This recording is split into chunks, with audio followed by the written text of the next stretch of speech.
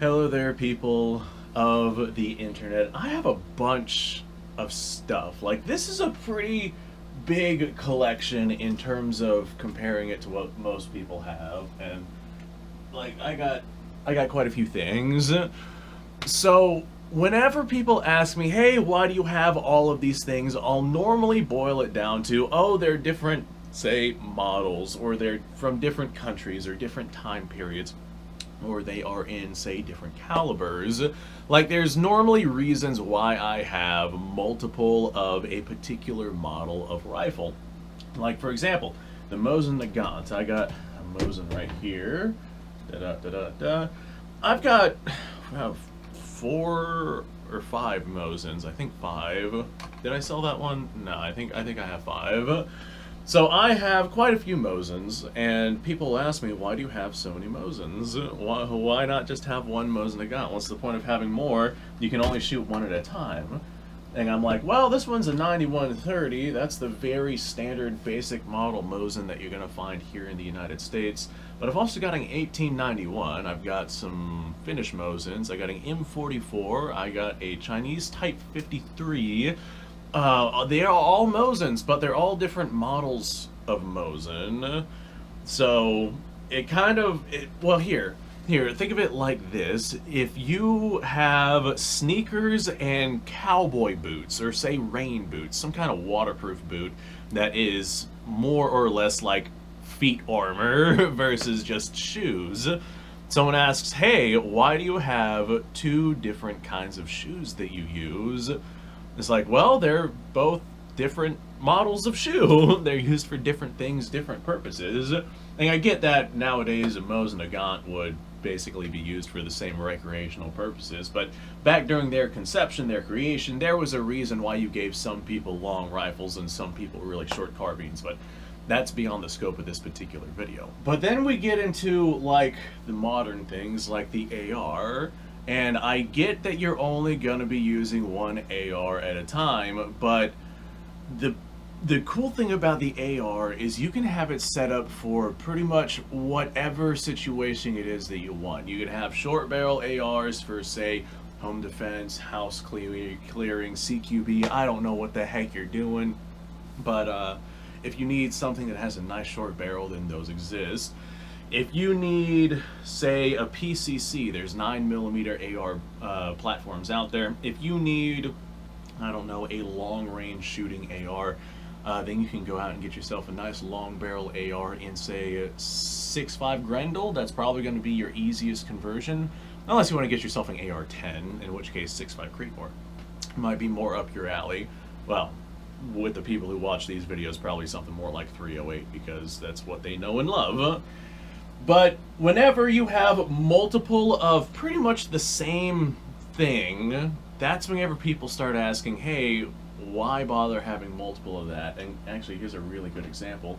I've got this right here. This is a Radical Firearms AR. This is my Delton DTI. You guys have seen both of these on the channel, and they're pretty much identical for all intents and purposes. They're both entry-level ARs, and they both do the same exact thing, more or less. But the thing is, the Delton has a 1 in 9 twist barrel, and the Radical Firearms has a 1 in 7 twist barrel. And for the most part, 1 in 7, 1 in 8, and 1 in 9 twist will stabilize the ever increasingly common 55 and 62 grain bullets that people, by a huge margin, use in their ARs. So people more often than not don't care about their twist rate, because as long as it works with the stuff that they buy, what does it matter? But me, I'm not your average gun user. I'm kind of an enthusiast. So there are certainly times where I'm running, say, 40 grain bullets, sometimes even 35 grain bullets, depending on what it is that I decide to get my hands on and for what particular purposes. And you can't really effectively run bullets like that in a 1 in 7 twist. I gotta use my 1 in 9. But then I also use, say, 85 grain bullets, and that's where the 1 in 7 twist comes in, because it's better at stabilizing those heavier bullets, and you cannot stabilize an 85 grain bullet in a 1 in 9 twist barrel. And so that's why I have those, because, again, just like what I had said before, it's different tools set up for different situations. If you're just going to run 62 and 55 grain bullets, which by a huge margin most people do because it's the cheapest and most abundant option out there, then you're not going to really care about twist rate or anything like that. So to those people, getting one AR is probably going to be what pretty much everything that they would need. But to people like me who focus on the more interesting aspects of what a cartridge and firearm is able to do, that's where your different twist rates come in. And then there's things like this. This is my M16 inspired build. This right here has a 1 in 10 twist barrel inside of it. I opted not to go with the 1 in 12 twist just because I do enjoy running green tipped 62 grain bullets in a 1 in 12 twist barrel.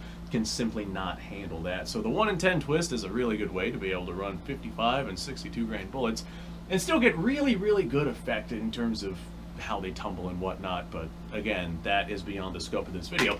But you'll see that this right here is a nice long barrel, and whenever I run, depending on the powders and charges and et cetera, and bullet weights and what it is that I'm doing, whenever I run certain kinds of projectiles through a nice long barrel, I get significantly better results than I do from a shorter barrel.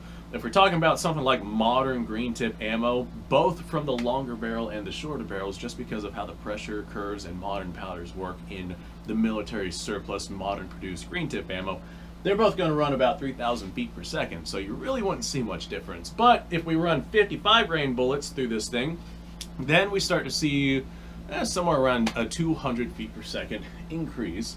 And that doesn't sound like a lot until you realize that whenever you increase a velocity's, or a projectile's velocity, it increases the energy onto the target 4 times the amount. Like if you double a projectile's velocity, it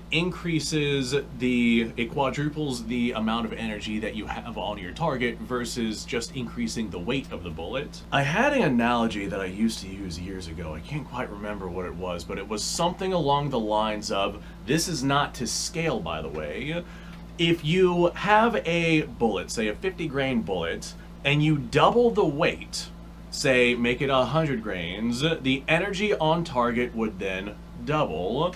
But if you have that, say, 50 grain bullet moving, we'll call it 1,000 feet per second, not very powerful, but we'll call it 1,000 feet per second, but you double that speed, same weight, double that speed to 2,000 feet per second, that energy on target is going to quadruple.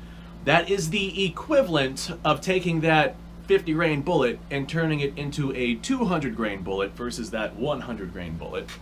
So yeah, an increase in velocity is significant in terms of energy transfer on target, and that is where the longer barrel comes in. I do have other things that are not AR based that are also chambered in 223/556. Like this right here is a Savage Axis. There's nothing real special about this particular one. I got it for developing hand loads, and I specifically wanted this right here because I load some pretty spicy 556 that I don't feel comfortable running through an AR.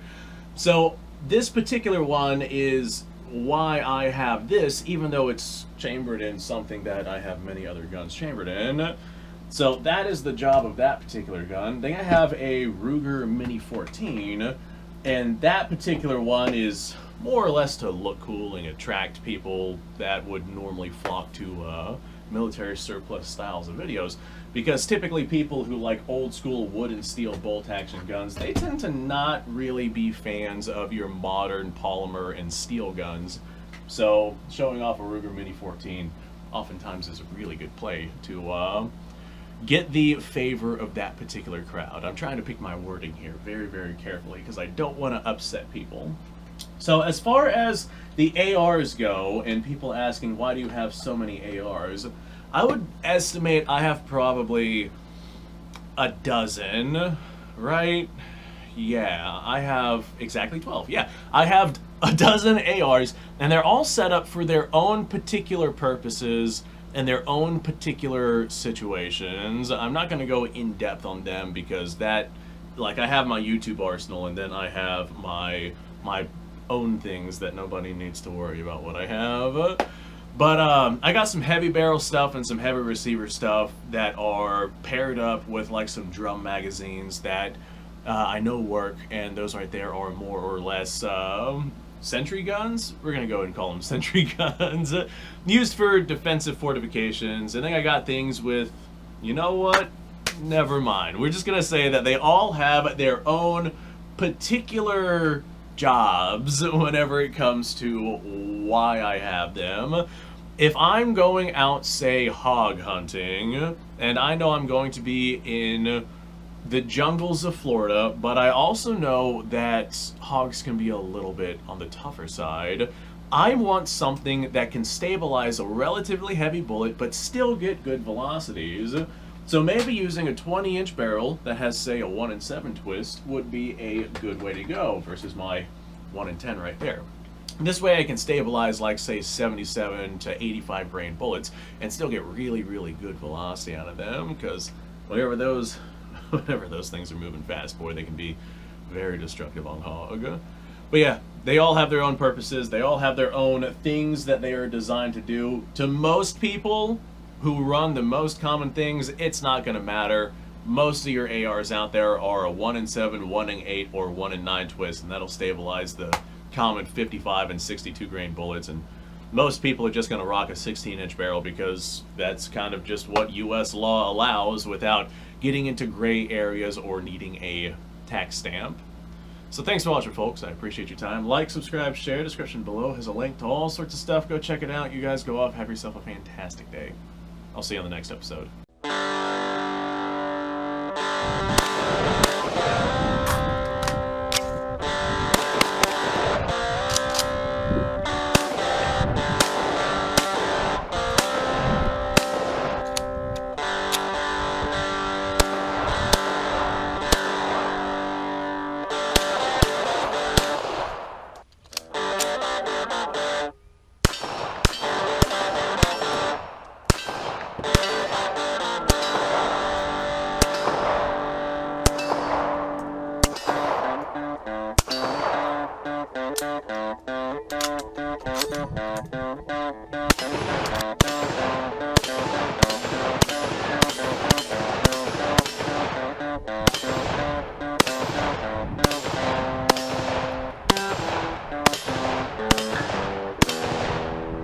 Been a little while since I've done this.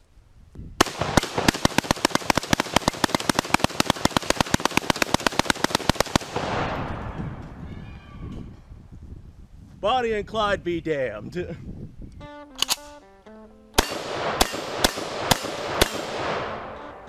Poor man's Garrett.